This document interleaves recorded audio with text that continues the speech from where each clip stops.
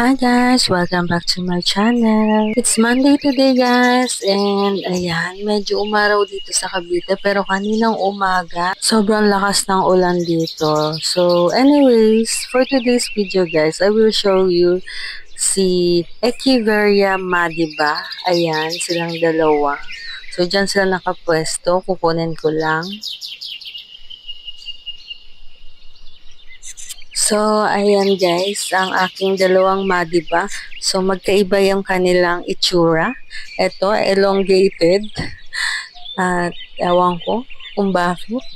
Ayan guys, so, etong guys yung nauna. Yung pangalawa na yung medyo okay-okay pa. Matagal na to sa akin. And, ayan, yung maganda-ganda. Hindi ba sila yung matured na Madiba? Kasi yung pinaka-matured, di ba guys, yung sobra yung kulot ng kanilang dahon. Yun yung, gusto ko din yun. Kaso medyo pricey siya, kaya ganito lang muna. So, in fairness, maganda pa naman siya. Kahit pa paano. Let's appreciate kung ano ang meron sa atin. Ayan. So, may pagka-pink-pink pa yung kanyang tips. Ayan. Hindi kasi sila nauulanan masyado, guys. Ito yung, tingnan nyo yung leaves niya. Straight yung leaves niya, guys. Hindi ko rin alam. Basta elongated siya. Tapos ito naman yung isa. Medyo hindi na okay yung down niya. Baka kasi maulan-ulan. Wala pang gaanong araw. Hindi pa maaraw, pero sana bumalik. Pero yung kanyang kulay, may pagka-pink-pink na. Si Madiba guys, alam ko, slow grower siya. Kasi dito sa lugar ko, mabagal siyang lumago. Actually, nahihirapan din akong mag-alaga ng Madiba. So, etong dalawang to ay ang aking pangatlo at pang-apat na Madiba. Yung dalawa na goodbye na. Pero medyo matagal na to sa akin, itong dalawang to. So, sana tumagal sila sa akin. Tumagal pa sila sa akin. And eto guys, tingnan nyo yung sa elongated. Yung isa niyang dahon. Nagkaroon na ng, siguro magkakaroon na siya ng puffs dyan. Kasi meron na siyang roots. Yung dahon niya, may roots siya. Eto siya. Focus ko lang. Ayan guys, kita nyo ba? So, ang magandang form dito kay Madiba is yung katulad din sa kabila. Ito, yan. Yan yung talagang form ni Madiba.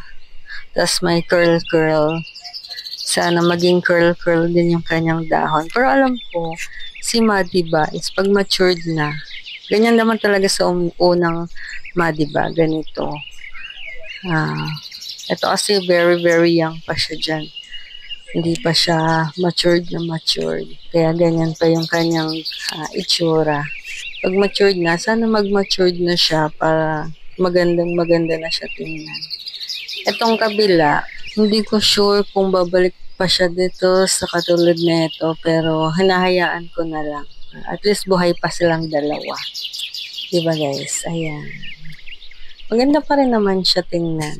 Yun nga lang, hindi lang siya compact. Eto guys, is, tingnan nyo, nakikita nyo ba yung roots niya? Ayan. Pinugutan ko kasi siya. I mean, tinanggal ko, ayan na siya guys. Buti dumami na yung roots niya. Balik, pinutol ko siya kasi nagkaroon siya ng, yung mashi, yung stem niya. Buti nga, naging ganyan na, meron na siyang dahon, ay roots, I mean. Ayan. So, pinatong ko lang siya dyan sa soil para magka-roots siya. Nahayaan ko lang. So, ayan, may roots na siya. Mahirap din kasi siyang itanim. Kasi yung kanyang dahon, ganito, pababa. So, ganyan lang siya. Nahayaan ko lang siyang ganyan. Magkaka-roots naman siya. Nilalapit ko lang konti yung soil sa kanya.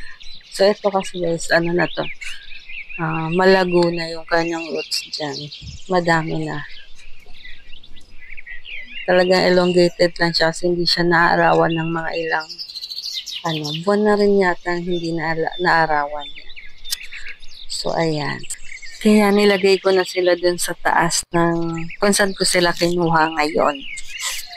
Para kahit papano, bumalik sila na sa kanilang kulay. Kaya buti nga ngayon bumabalik-balik na sila sa kanilang kulay. Kasi nakaraang ilang araw, medyo green lang siya. Yung parang ganyan, bluish green. Yan. Buti ngayon, bumabalik na sila sa kanilang kulay. So, ayan na guys, ang aking dalawang madiba. Ang aking little madiba. Very cutesy. Sana mabuhay sila. Pero, buti nga nagkaka-roots-roots na siya. Etong kabila. Kahit papano. Hindi ko pa rin niya nadidiligan guys. Nakatabi lang. Ngayon ko lang siya inakyat dun sa pwesto na pinagkuhaan ko sa kanila ngayon. So, that's all for today guys. Thank you for watching. Happy Monday. And please subscribe, like, and share to my channel. And bye! See you on my next video.